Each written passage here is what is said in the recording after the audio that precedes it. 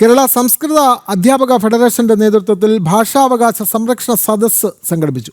Thiruvananthapuram press club ഹാളിൽ നടന്ന പരിപാടി മുൻ എംപിയും CPI നേതാവുമായ പന്ന്യൻ രവീന്ദ്രൻ ഉദ്ഘാടനം ചെയ്തു. PM ശ്രീ പദ്ധതി നടപ്പിലാക്കുന്നതോടെ ഭാഷാ അധ്യാപകർ നേരിടുന്ന പ്രശ്നങ്ങൾക്ക് പരിഹാരമുണ്ടാകുമെന്ന് BJP സംസ്ഥാന general secretary advocate S. Suresh പറഞ്ഞു.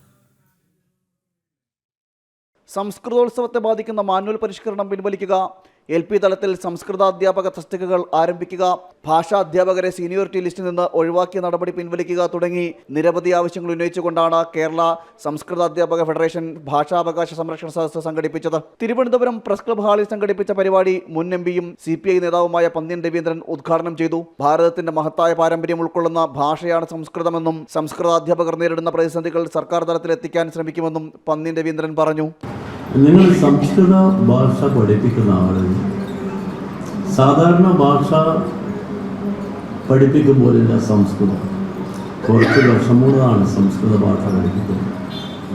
കാരണം വ്യാകരണത്തിൽ തന്നെ ഒരുപാട് കേസുകൾ വരുന്ന അങ്ങനെ പഠിപ്പിക്കുന്നവരാണ് നിങ്ങൾ നമ്മുടെ നാടിൻ്റെ അവിഭാജ്യ ഘടകം.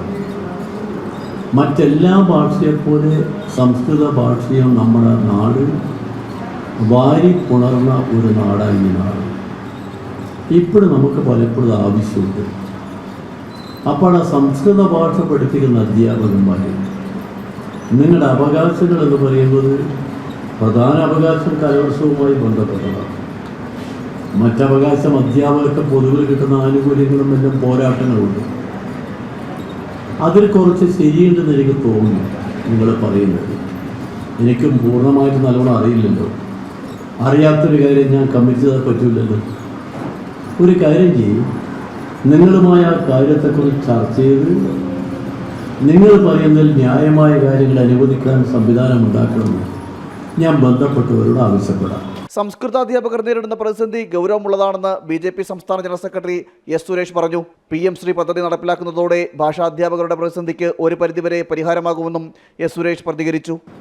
കേരളത്തിലെ സ്കൂൾ തലത്തിൽ സംസ്കൃത അധ്യാപകരായിട്ട് പ്രവർത്തിച്ചു വരുന്ന ആൾക്കാർ അനുഭവിക്കുന്ന പ്രശ്നങ്ങളും അതിൻ്റെ പ്രതിവിധികളും അത് ഇന്ന് ഏറെ ഗൗരവത്തിൽ ചർച്ച ചെയ്യപ്പെടുന്ന ഒരു വിഷയമാണ്. PM ശ്രീ പദ്ധതി ഈ രാജ്യത്ത് 30,000 കോടി രൂപയുടെ പദ്ധതിയാണ്. ആ പദ്ധതി പ്രകാരം ആയിരക്കണക്കിന് വിദ്യാഭ്യാസ സ്ഥാപനങ്ങൾ ആ പദ്ധതിയിൽ അംഗമായി കഴിഞ്ഞിരിക്കുന്നു. ആ പദ്ധതി കുട്ടികളുടെ സമഗ്രമായിട്ടുള്ള വളർച്ചയാണ് ആ പദ്ധതിയുടെ ലക്ഷ്യം. കുട്ടികളുടെ സമഗ്രമായിട്ടുള്ള അവരുടെ ഒരു സമ്പൂർണമായിട്ടുള്ള വികാസമാണ് ആ പദ്ധതിയുടെ ലക്ഷ്യം. ഭാഷാധ്യാപകർ നേരിടുന്ന പ്രതിസന്ധിക്ക് ഉടനടി പരിഹാരം കണ്ടില്ലെങ്കിൽ ശക്തമായ സമരവുമായി മുന്നോട്ട് പോകുമെന്ന് KSTF സംസ്ഥാന പ്രസിഡന്റ് CP സനചന്ദ്രൻ പറഞ്ഞു.